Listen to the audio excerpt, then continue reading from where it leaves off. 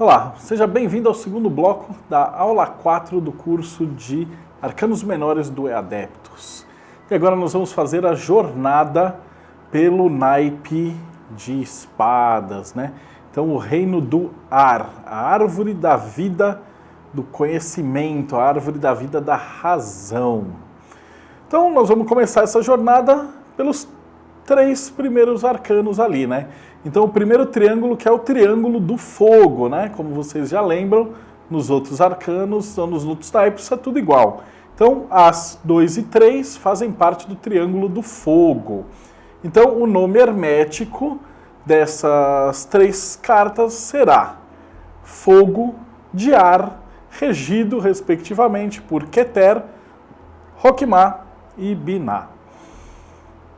Vamos começar então pelo As de Espadas.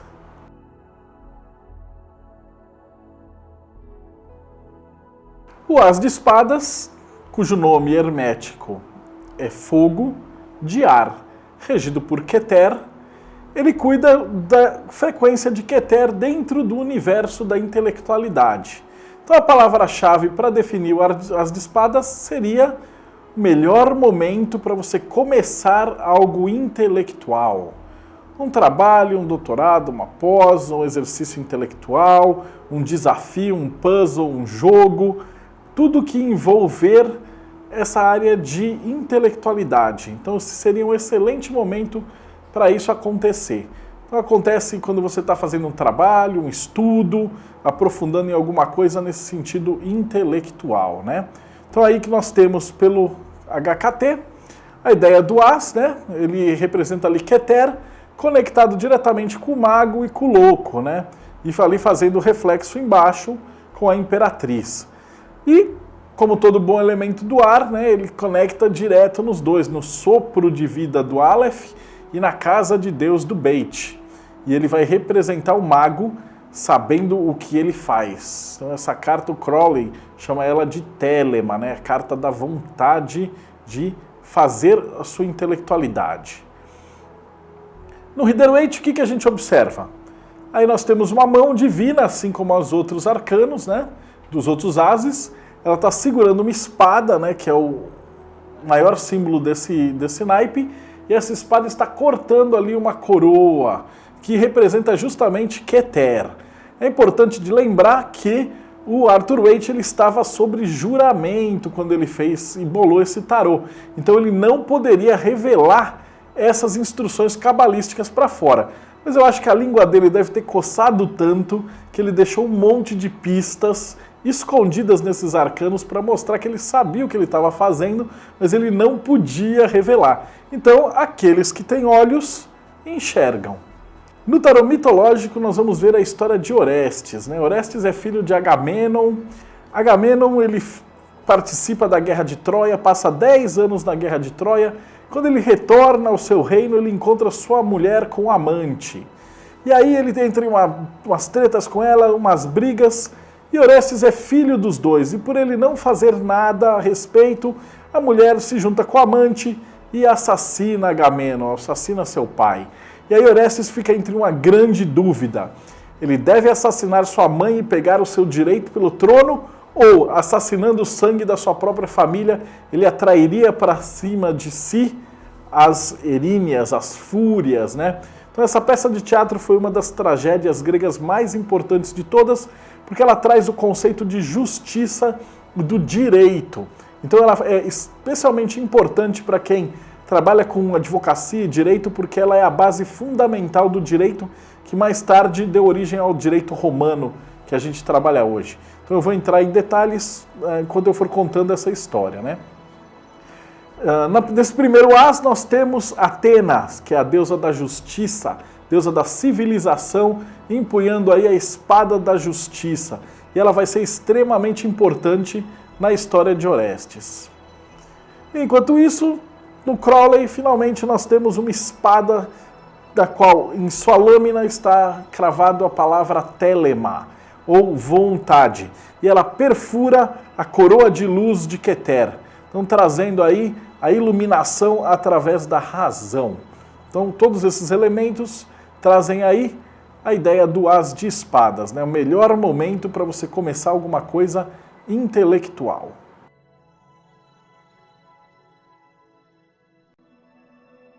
Nosso próximo passo aí nessa escada é o 2 de espadas, né? Então, o nome hermético do 2 de espadas é fogo de ar regido por Roquemar.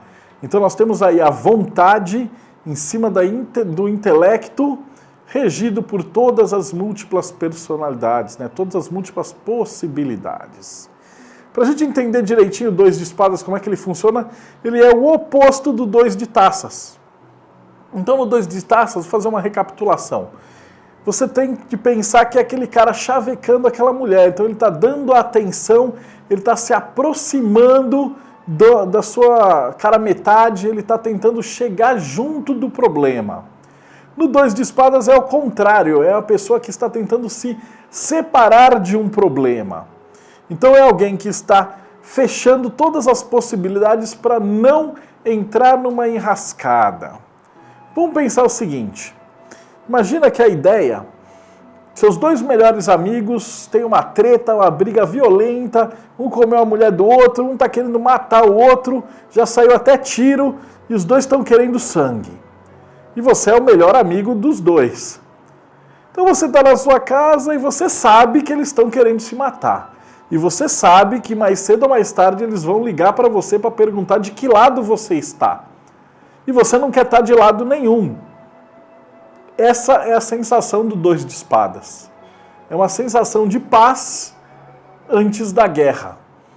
É a sensação de estar pulando da frigideira antes de cair no fogo. O Rider-Waite fala como a paz entre duas tempestades. Já Crowley ele coloca como paz. Mas a imagem que nós vamos ver daqui a pouquinho vai mostrar que o Crowley era um cara muito fino na ironia. Então, primeiro vamos dar uma olhada no que significa o 2 de espadas dentro da Cabala, né? Então, no Hermetic Cabala Tarot, nós vamos ver aí Roquemar. Ele está ali conectado com o louco, a imperatriz, o imperador e o hierofante. Então, dessa maneira, ele está se fazendo de louco para que o imperador e a imperatriz não o matem. Então ele não quer se meter. Tal qual a história de Orestes. Ele está se afastando, se fazendo de doido e, enfim, não metendo a colher na briga dos outros. Nós vamos ver que isso vai custar muito caro para ele.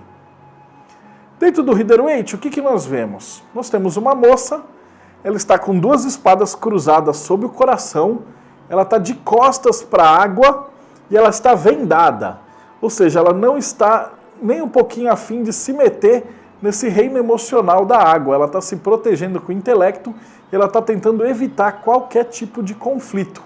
Ela está tentando se manter fora da briga. Lembra do que eu falei daquele exemplo lá, né? Seus amigos estão se matando. Pensa sua mãe e sua tia na ceia de Natal.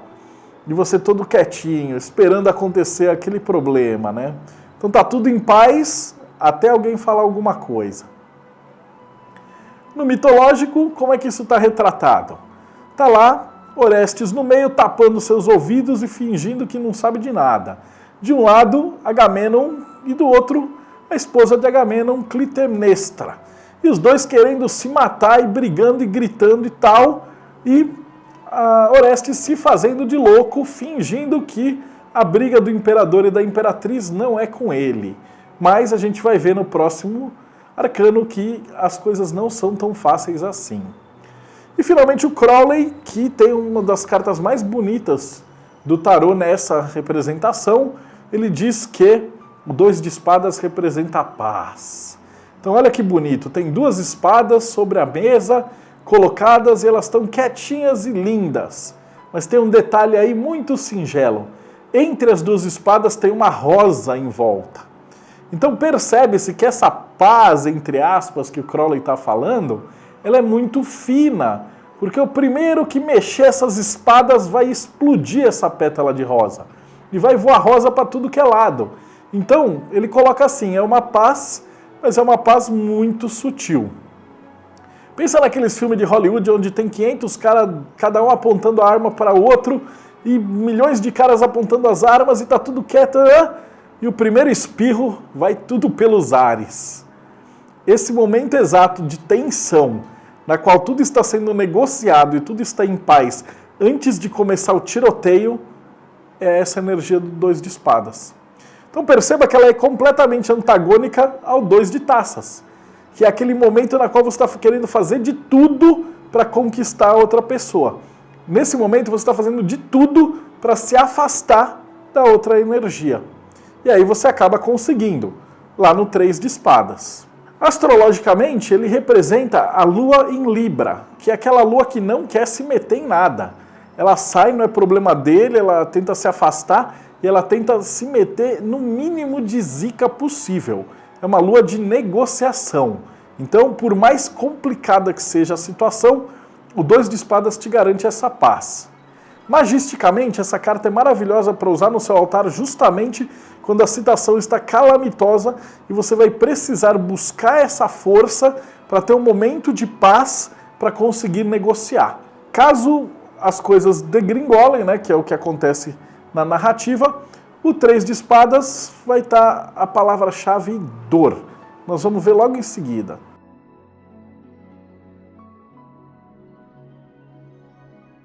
O 3 de espadas, ele vai representar o desfecho do triângulo do fogo dentro do naipe de ar. Então, também entendendo o que é o 3 de espadas, ele é o completo oposto do 3 de taças. Então, o que é o 3 de taças? Recapitulando, não é a alegria, a felicidade de um casamento? A inspiração, escrever um poema, compor uma festividade? O 3 de espadas é um funeral. É a perda da inteligência, a perda da criatividade ou um divórcio. Tanto que a palavra-chave do 3 de espadas é dor. Então esse é um dos arcanos do tarô que os tarólogos mais têm medo. É uma energia muito pesada. Então ela é a energia que ela complementa a alegria do 3 de taças. Então o 3 de espadas é a tristeza, é a dor. Ou seja, dentro dessa estrutura, você vai estar se afastando tanto daquela energia que você vai acabar causando algum problema ou um desfecho energético, né? Lembra que tudo na árvore da vida é equilibrado, né? Não há necessidade de ficar vendo arcano de cabeça para baixo, cabeça para cima. A árvore ela é perfeita e ela é todinha equilibrada, né? Então, o 3 de espadas, nome hermético, fogo de ar, regido por Binah. A vontade dentro do intelecto, regido pela responsabilidade. Então, por isso a gente tem essa ideia aí da dor, né? Colocando no HKT, a gente vai ver Binah, e ela está lidando com o carro de um lado, os enamorados, a imperatriz e o mago. Ou seja, tomar a decisão correta, mesmo que isso lhe cause dor. Então, se você está num relacionamento péssimo, termina, chora e segue com a vida. O Rider-Waite também não te deixa outra opção, né? Você está vendo aqui 3 espadas trespassando um coração. Justamente a ideia de dor. Esse arcano surge muito quando a pessoa leva uma bota, pé na bunda, perde emprego, morre alguém, mas principalmente divórcios e falecimentos. É uma energia muito triste. No mitológico, nós vemos que por não se meter nessa briga entre o pai e a mãe e o amante assassinam o pai. Então tá aí Agamenon deitado na banheira e Clitemnestra e seu amante se juntam e atravessam o coração de Agamenon com espadas, matando então o pai de Orestes. E finalmente do Crowley nós podemos ver aí um mundo preto cheio de lâmina e tempestades e aquela espadinha que está sendo vista de baixo para cima agora, né, no sentido de inferioridade, e a rosa totalmente despedaçada, e a pau come feio. Então significa o quê? Que esse arrependimento, né, essa dor de você não ter feito o que você devia ter feito, e agora o caos se instala. Então nós percebemos aí que esse arcano, esses 3 primeiros arcanos do fogo dentro do ar, eles não lidam muito bem aí com essa parte amorosa, mas elas lidam às vezes com problemas que nós temos e que nós precisamos evitar, ou que nós passamos por isso, né? No caso de um falecimento, para que nós entendamos essa dor e possamos seguir para frente. Astrologicamente, o 3 de espadas é representado por Saturno em Libra, né? Que é aquela energia do juiz restritivo, né? O cara que condena o filho à forca porque ele cometeu um crime. Então isso lida muito com essa energia aí, né? Do coração perfurado pelas espadas, que é você fazer o que você tem que fazer e entender aí a dor, né? Então está representado por Tyr, deus da justiça, né? Que também é um dos arquétipos de Binah, tendo a mão arrancada pelo lobo para poder salvar um bem maior. Então a gente pode pensar sempre pelo lado positivo, que apesar da dor, tem sempre aí um amanhã, né? E no próximo bloco a gente vai trabalhar 4, o 5 e o 6. A água dentro do ar.